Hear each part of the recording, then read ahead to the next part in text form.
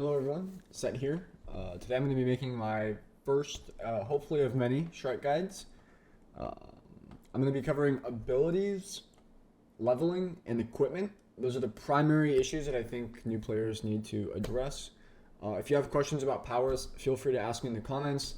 There's a bunch of different powers, and I think most of them are just preference. There are, of course, stronger powers, and maybe I'll make a tier list on them. But generally speaking, I think that you kind of have the freedom to pick with those. If there's anything in this video that I don't address, again, feel free to drop it down in the comments. I'll answer as many questions as I can. And if I notice that there's a tendency to ask the same question a couple times, maybe I'll make a more in-depth video on it. But all that aside, let's go ahead and get started. Shrike is, of course, a sniper. But instead of having a standard reload, she actually has a charge up, and that's a 1.7 second charge up in particular. I'll touch on why this is important later, especially with the changes to Rampage. But the other thing that is really important about her auto attack is that the damage actually falls off when when targets are within half of her range. So of course, keeping targets between half and full range is where you're going to see Shrike perform the best. Now, Shrike's passive, Raptor's Mark, marks enemies whenever you hit them with your auto attack or ultimate. The second time that you hit them, so after that mark is set, you proc that mark, dealing extra damage. And this again applies to both the auto attack and R. This is where the majority of Shrike's damage comes from, so you definitely want to be prioritizing marked enemies. Shrike's right mouse button, Dive Bomb, is going to be her best ability aside from her passive. After a short duration, the bomb, or the bird, will blow up, dealing 125 explosive damage and doing a knockback and stun. The knockback stun are kind of the big parts of this ability, primarily because you get a free M1, which either allows you to proc a passive or set yourself up to proc a passive. So in terms of just basic execution, this ability should be used all the time because again, it's just a free M1. It also can enable you to shield break Oath extremely quickly, and it is also a hard counter to Celeste ult. So a lot of utility with this one ability. Disengage is Shrike's left shift ability. This ability is going to slow and actually stagger the NPCs around the map, the minions. You can also time this. You can actually buffer your auto attack with your dash. So you can start the 1.7 second charge up, dash, and then hit someone mid shot. And then after knocking a target, this ability is going to refresh. So you can kind of chain these together. It's a bit hard to do, especially while moving, but these are super valuable when trying to escape or just play aggressive. At level 3, you get a refresh when you hit an enemy with your disengage. I don't think it's worth that level 3. I'll talk about more about that in leveling. I don't think it's worth it over the right mouse button, but yeah. Shrike's Q, Scout Hawk, is rather simple. It's just going to send a bird out to a fairly large area to scout for vision. Any enemies that it collides with or touches upon landing will gain the anti-heal side effect. Nothing profound here. I think that this is, probably Shrike's most useless ability, but again, it depends on the situation. Vision can be a really critical piece of information that helps you make more informed decisions, and hopefully those decisions are for the better. Lastly is, of course, Shrike's ultimate, Full Bore, which is a high damage wall hack penetration shot that can absolutely just burst multiple enemies down at the same time.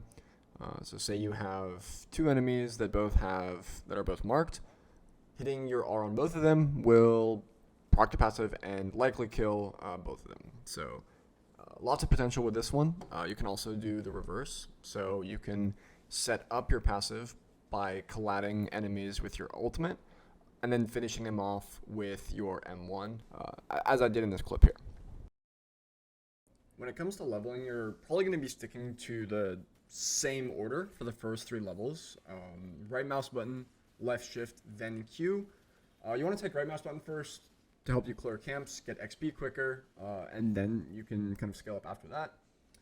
The first option that I would probably recommend, and the one that I use most of the time, is going to be rushing to a level 3 right mouse button. So you're going to go for 4th level right mouse button, then you're going to take R at 5, of course, and then you're going to max out right mouse button. Go into shift, R again, and then end with Q at level 2. And I think this is really where you're going to be maximizing your damage the majority of the time. I mean, it is subject to change for beta, specifically because of the changes to Rampage, which could potentially lead to some money issues with Shrike if Mindblade isn't strong enough. Again, I'll touch more on that later. And I don't think that left shift level 3 is really worth it anymore.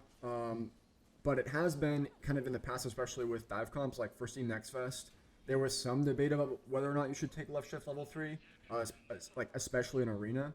So you could kind of do the same thing, where instead of maxing out right mouse button first, you could go shift for level 4, R for 5, shift for 6 again, and then proceed by maxing out your level 2s.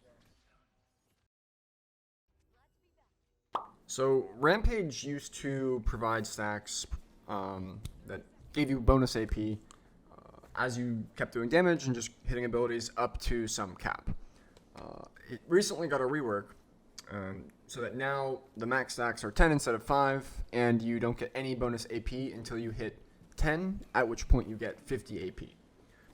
Now this is pretty much unusable for Shrike because you just can't get 10 stacks efficiently. If you miss a single shot, because it takes 1.7 seconds to fire each bullet, you've immediately lost all 10 stacks unless you're going to use right mouse button or your R.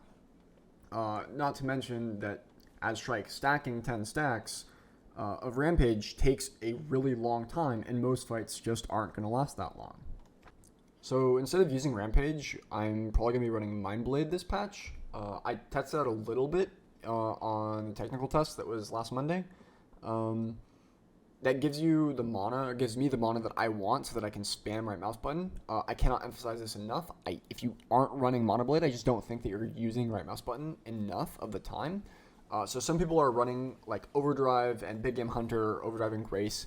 And I genuinely think that with these builds, you're just not getting the mana that is necessary to be effective. Or to at least perform at the maximum efficiency that Shrike can offer. What I'll probably do, and what I think is going to be optimal, it'll be some combination of Mindblade with either Big Game Hunter, Overdrive, Grace, or Interweaver. It's kind of up to you which variation you want to go here. I would really recommend sticking to Mindblade though. You'll know that you're using right mouse button enough if when you stop using Mindblade or any other Mana Blade for that matter, you're just going to be low on mana all the time. That's when you know that you're using her abilities frequently enough. So try this out for yourself. Again, I would probably emphasize trying Mindblade and Overdrive first, because Overdrive gives you the self peel that you need to be effective on your own, which is kind of how I like to play since I'm more aggressive. But feel free to try out any variation of these items. Alright, well that's all I have for this video. If you've made it this far, thank you for your time. I appreciate it. I hope that this content was helpful. And again, if you have any lingering questions, feel free to drop them down below and I'll answer as many as I can. If you feel like supporting the channel, I am trying to build it, so a simple subscription really does help me out. Helps me build a reputation. So if you have the time and it's not too much to ask, that would help me out. Anyway, you guys have a good one. I look forward to seeing you this beta, and good luck on your games.